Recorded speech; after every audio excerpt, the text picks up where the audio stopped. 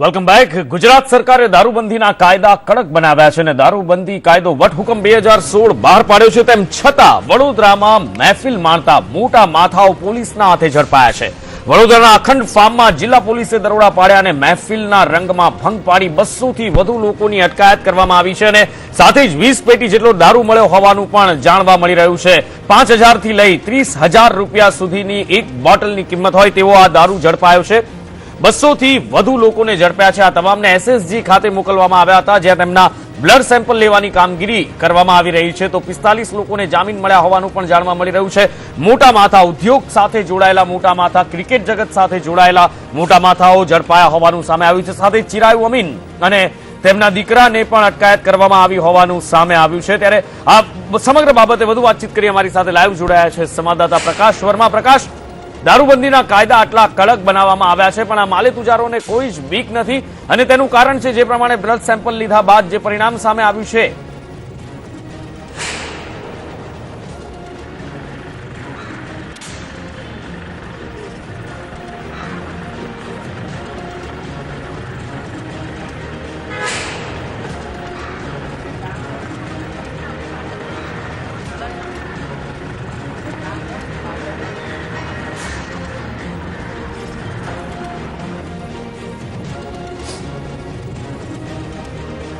બિલકુલ નુપુર, આપણે જણાવી દઉં કે અત્યારે જ હાલમાં આપણે પ્રથમ જણાવી દઉં કે તાલુકા પોલીસ સ્ટેશને આઈપીએલના ભૂતપૂર્વ ચેરમેન અને બીસીએના પ્રમુખ રહી ચૂકેલા ચિરાયુ અમીન પહોંચ્યા છે। સયાજી હોસ્પિટલ ખાતે તેમનું બ્લડ સેમ્પલ લઈને સીધા વડોદરા તાલુકા પોલીસ સ્ટેશને તેમને લાવવામાં આવ્યા છે। આ માલે તુજારની પાર્ટી હતી અને જિલ્લા પોલીસે જે રીતના દરોડો પાડ્યો તો કોઈને પણ મચક આપવામાં ન આવી હતી। નુપુર, અંપાડ ગામ ખાતે આ જે ફાર્મ હાઉસ આવેલું છે તેમાં 200 થી વધુ લગ્ન પ્રસંગે ભેગા થયા હતા અને ત્યાં દારૂની મહેફિલ માનવામાં આવતી હતી। એ જ વખતે જિલ્લા પોલીસને બાતમી મળી હતી અને બાતમીના આધારે પોલીસે ત્યાં દરોડા પાડ્યા હતા અને દરોડામાં તમામ વ્યક્તિઓ નશામાં ધૂત હતી અને ત્યારબાદ તેમને પોતાની ગાંધીનગરથી લઈને દિલ્હી સુધી તેમને પોતાની ઘંટડીઓ રંકાવવાનો પ્રયત્ન કર્યો હતો, પરંતુ પોલીસે કોઈને મચક ના આપી હતી।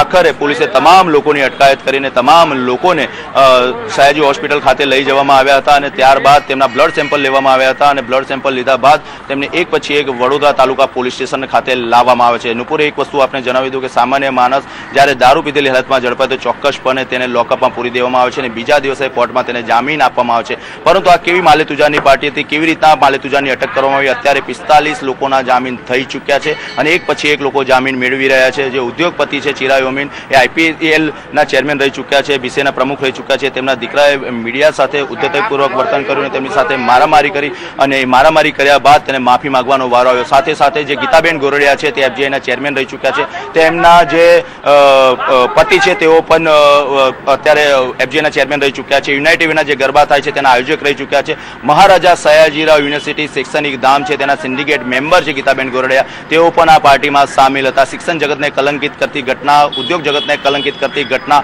અને તેની સાથે મોટી સંખ્યામાં આ રીતના ઝડપાય તો એવું ચોક્કસપણે કહી શકાય નુપુર કે માલેતુજાને કાયદાનો કદાચ ડર નથી, તેમને કાયદાથી પરિમાને છે અને કદાચ રાજ્ય સરકારના તમામ અધિકારીઓ તેમના ખિસ્સામાં છે તેવું બતાવવાનો પ્રયત્ન કર્યો હતો, પરંતુ જિલ્લા પોલીસે જે રીતના મચક ના આપી, જિલ્લા પોલીસે જે રીતના કાયદાનો દંડો ઉગામ્યો, જે રીતના નવા કાયદાનો અમલ કરવાની વાત આવી, ત્યાર પછી એક તમામ ઉદ્યોગપતિ કદાચ જમીન પર આવી ગયા હતા। સૌપ્રથમ પોલીસનો જ્યારે દરોડો હતો ત્યારે પોલીસ ઉપર રૂવાબ જમાવવાનો પ્રયત્ન કર્યો, પોલીસને દબાવવાનો પ્રયત્ન કર્યો, પોલીસ સાથે ઘર્ષણ થયું, પરંતુ પાછળથી પોલીસે મચક ન આપતા, રાજકીય નેતાઓ કોઈ તેમની સહારે ન આવતા આખરે તમામ લોકો જમીન પર આવી ગયા હતા અને ત્યારબાદ પોલીસ સામે માફી માંગીને તેમને લાલચ આપવાનો પ્રયત્ન કર્યો। જિલ્લા પોલીસે કોઈને મચક ના આપી, તમામની અટકાયત કરી, તમામને પોતાની પોલીસ વાન મારફતે તેમનો સયાજી હોસ્પિટલ ખાતે લઈ જવામાં આવ્યા અને ત્યાં અત્યારે પણ આ કામગીરી ચાલુ છે। બ્લડ સેમ્પલ લેવામાં આવી રહ્યા છે। જે કાયદો ઘડવામાં આવ્યો છે, રાજ્ય સરકાર દ્વારા આદેશ કરવામાં આવ્યો તો કડક કાયદાની વાત કરવામાં આવી હતી, પરંતુ આ કેવો કાયદો છે, કેવી જોગવાઈ છે કે માલેતુજાને છટકબારી મળી જાય છે। બિલકુલ પ્રકાશ, આપની સાથે આગળ પણ વાત કરીશું, પણ એ પહેલા દર્શક મિત્રો આપને બતાવી દઈએ કે કઈ રીતે ચિરાયુ અમીનના દીકરાએ મીડિયા કર્મીઓ સાથે ઉદ્ધતાઈ ભર્યું વર્તન કર્યું। હાથાપાઈ ઉપર ચિરાયુ અમીનનો દીકરો જે છે તે ઉતરી આવ્યો હતો। જે દ્રશ્યો આપ જોઈ રહ્યા છો, વડોદરામાં દારૂની મહેફિલ માણતા ઝડપાયા બાદ પોતાનો જે રોફ છે તે જાણવાનો પ્રયત્ન કરતા ચિરાયુ અમીનના પુત્ર કેમેરામાં કેદ થયા હતા। મીડિયા કર્મીઓ સાથે છૂટા હાથની મારામારી પણ કરી હતી। પોતાના પૈસાનો રૂઆબ, પોતાના પૈસાનો રોફ જમાવતા પણ તેઓ નજરે પડ્યા હતા। ચોરી ઉપર સે સીના જોરીના દ્રશ્યો અહીંયા જોવા મળ્યા હતા. આ જે કહેવત છે તેને યથાર્થ ચિરાયુ અમીનના પુત્ર દ્વારા કરવામાં આવી હતી. જે દ્રશ્યોમાં આપ જોઈ રહ્યા છો, એક તો દારૂની મહેફિલ માણતા ઝડપાયા હતા. કાયદાકીય રીતે ગુનામાં તેઓ આવે છે, પણ ત્યારબાદ જ્યારે મીડિયા દ્વારા તેમને ઉઘાડા પાડવામાં આવ્યા ત્યારે મીડિયા કર્મીઓ સાથે ઉદ્ધતાઈ ભર્યું વર્તન કર્યું. એક મીડિયા કર્મી સાથે તેમણે મારામારી પણ કરી હતી ને ત્યારબાદ આ સમગ્ર મામલો ભીસક્યો હતો. જે દ્રશ્યો, જે તુમાખી તેમના ચહેરા ઉપર દેખાઈ રહી છે, ગુનો કર્યા બાદ પણ આ તુમાખી કઈ રીતે હોઈ શકે તે એક મોટો પ્રશ્ન છે. જો કે ત્યારબાદ તેમની શાન પોલીસ દ્વારા ઠેકાણે પણ લાવવામાં આવી હતી અને પોલીસ દ્વારા મીડિયા કર્મીઓની ચિરાયુ અમીનના પુત્રને માફી પણ મંગાવવામાં આવી હતી. પણ પ્રશ્ન એ થાય છે કે જ્યારે તમારી પાસે રૂપિયો છે ત્યારે શું તમે કોઈની પણ સાથે ગમે તેવું વર્તન કરી શકો છો? શું ગુનો કર્યા બાદ પણ તમને ઉઘાડા પાડનાર વ્યક્તિ ઉપર હુમલો કરી શકો છો?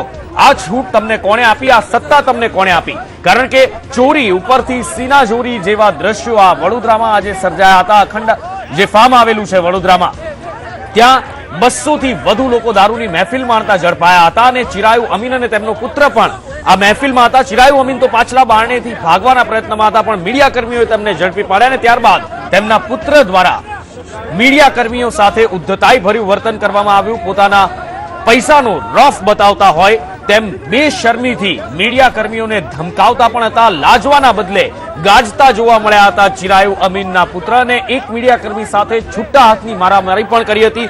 મામલો ગરમાયો હતો, પણ ત્યારબાદ આ માલે તુજારની શાન જે છે પોલીસે પણ ઠેકાણે લાવી હતી અને મીડિયા કર્મી પાસે માફી પણ મંગાવી હતી. ચિરાયુ અમીનના પુત્રને માફી માંગવા માટે પોલીસ દ્વારા મજબૂર કરવામાં આવ્યા હતા અને તેમની શાન ઠેકાણે લાવવામાં આવી હતી.